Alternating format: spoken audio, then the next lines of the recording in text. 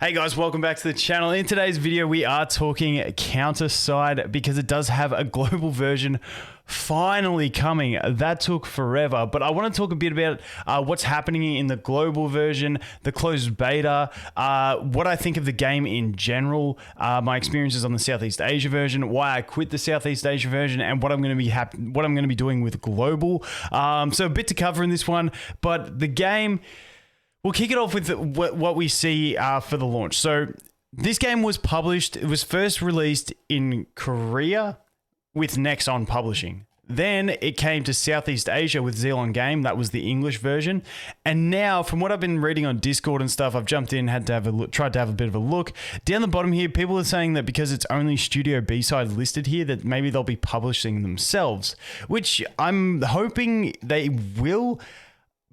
I'm not too sure, but that is not confirmed. That is not confirmed, but it'll be interesting to see what happens with the publisher once they do the official announcement. But the thing with this is, it's like, if it was going to be ZlongGames, like, why would they do a closed beta when it's pretty much just going to be exactly what it was on the Southeast Asia version? Now, just quickly, I wanted to bounce into the game. I got it open up here on BlueStacks because the PC client took forever. And just to show you guys, in case anyone's not familiar with what it actually is, it's sort of like a side-scrolling tower defense was the way I always described it. Like I said, BlueStacks lags hard. The PC client is fantastic, but I just couldn't be bothered getting it to load because I did open up a new instance. It's going through all the tutorials again. But let's just jump into a mainstream episode 6, new episode. Let's just jump in and I'll show you guys some combat. Okay, so here we go. We're in some combat. I just put it on auto. Let's put it on one-time speed so it's a bit, you guys can see a bit more what's happening. But basically, this is it. You've got your own base on the left-hand side. They've got their own base on the right-hand side. You try and attack and kill their base before they do. There are other game modes and stuff like that, but that is the general gist of most combat. You have an energy system. You have a deployment cost for your characters. They have different abilities that charge over time. You can activate ultimates. You've got a ship with an extra ability and stuff like that. There's a lot of in-depth in this game. The combat is fantastic. There's a real-time PvP, which was my favorite thing in the game, where you actually deploy your units in real time against another player. It was absolutely fantastic. Now, that's what I loved about this game. Like last year from 2021, this was my favorite end game of any games that released, meaning like incentive to keep playing it because the PvP was that fun. Now, that is always going to be pay to win. There's no situation in which that is not going to be pay to win in these games, but I'm the kind of person who just likes PvP to compete and do the best with what I have, as opposed to trying to be rank 1, because at the end of the day, there can only ever be one rank 1 person at any one time, and when I ain't spending much money, it ain't going to be me. But nonetheless, the PvP was really the magic of this game, and I absolutely loved it. But the thing that I want to talk about is, we'll start off with the Southeast Asia version and why I actually quit playing it. Now, there was two main reasons. One, the first reason, you can see here when we get drops. So we get that's an actual character, the car. So like you get those when you're doing grinding. There's a lot of grinding involved in this game. There is an auto system, there is a sweep system, but there is nonetheless a lot of grinding that has to be done. Now, with that comes a lot of resources that you collect, and I expanded my bag slots for both my gear and also my characters so many times. I spent so much premium currency on expanding stuff. And when I jumped in here, while I cut when I was just getting that stage loaded, I had to expand again. And it's like, I ended up spending, like, you could do your dailies pretty quickly in this game. However, your dailies, you know, you're doing 15, 20 minutes. But for me, I'd then have to, like, I got into a stage where I'd be spending 10, 20, 30 minutes a day managing all my space. And I just hate games that have limited space, but force you to buy space to make it more comfortable. And then you're endlessly just trying to sell stuff, you know, remove stuff and get rid of it. That was one of my pet peeves with the game that was really frustrating. And that was pretty much the only major flaw that I had with the game. I know some people have, like, you know, we had the awakened heroes. I can't remember what they're actually called, but they like the next tier up of heroes, which, you know, they're very pay to win type thing. Like anytime you have PvP in a gacha, there's going to be pay to win arguments. But like I said, it didn't really bother me. Besides that, let's just do repeat operation just so we can keep battle going. Oh, I got to clear it first. But yeah, like I said, for me, that's not a major concern. The other thing for me was literally that it was the Southeast Asia version. I was just like, I just felt like I was wasting time playing it because there was two scenarios that I saw coming, and the scenario that we've got happening was like the least likely scenario that I saw. So when I was playing it, I was like, okay, this is really fun, but I was like, I feel like global is going to come like a month after Southeast Asia. So I was like, I didn't want to go too hard, invest too much.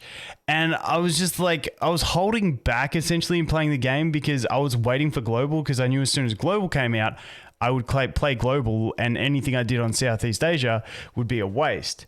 And the other thing that I thought could happen is, well, the other option is they simply don't have a global version because they don't, believe in the game enough, in which case, it'll slowly die and that'll be it. And so because of that reasoning, that's the main reason I did quit the game, because I was like, okay, either I quit now and come back for global in a month or two, or they just stop supporting the game and it slowly dies. So I've been sitting here for a few months now, assuming that the game is just going to slowly die, which when you look at the socials for the Southeast Asia, it's on a very, they'd been very lazy with it. However, I did not expect this. 7-8 months later, we get a global. So I'm really keen to see how this goes. But yeah, that was the main reason that I did quit. It was mainly because it was a Southeast Asia version and I just wanted a global version, or I thought the game would die. That was the main reason that I did quit. Like I said, my pet peeve in the game was the gear and the character storage. That stuff really shits me in games. But now that there is a global version, will I be coming back? I will definitely be coming back and playing the global version. To what extent and how hard I grind it will really depend on basically when it does actually launch and what other games launch with it. So it's going to be interesting because if this game had have launched globally in January, like at the start of January, I would have been all over it. Like I would have been 100% there because there was nothing. I didn't make a video on this channel for 2 months because there was no gacha games that I really wanted to dive into deep and play. But now there is so many games that are anticipated to come this year that this game's really going to, for me, fight for attention with the other ones. So it's going to depend when it does launch. But like I said, all in all, this game is a fantastic game. It's very in-depth. It felt very... It was very, it felt very weighted on your brain. All the min-maxing of what to farm, where to farm, who to use, strategies. Like, it really does put a lot of thought power. It requires a lot of thought power, but I absolutely loved it. It was incredibly fun. But like I said, it was just a Southeast Asia version. So now the global, I'm really excited to see what they do. The other thing is, the other little bit of a issue that I had with it was, which happens with a lot of games, is that there was a previous version. And when you have a previous version, like there was the KR version, everything's like, there's nothing that's new and exciting in the game. And that's something that kills an experience for me as well. When you just know everything that's coming. Now, to be fair, the Southeast Asia version did do things differently in different orders than the Korean version, which was actually annoying because then I was preparing for what was coming from Korea and then it wasn't coming. And then I was like, but like nonetheless, when there is a previous version, you still are going to know everything that's coming before it comes. So it loses that bit of spice in what's going to come. So I'm hoping they give us some sort of indication of what they're going to do in terms of like content flow and stuff like that compared to the other versions.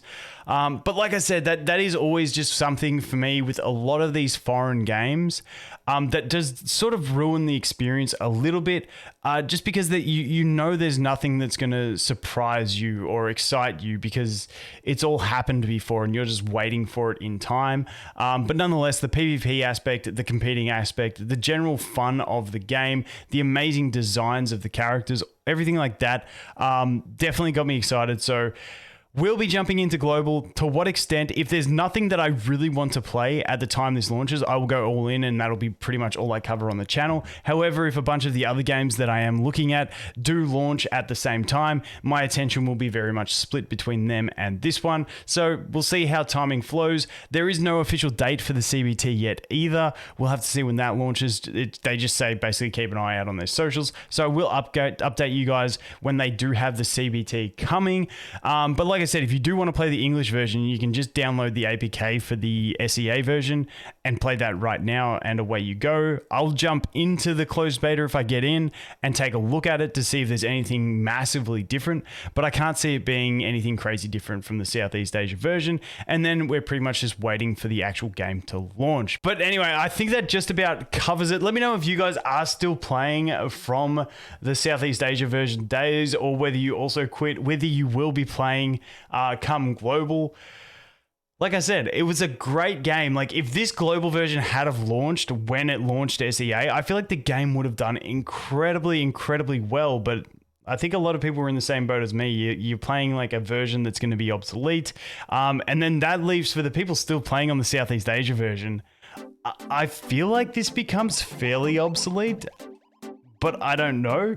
So who knows? Anyway, guys, that is going to be it for this one. Thanks for watching. Hope you have an awesome day, and I look forward to seeing you in the next one. Cheers.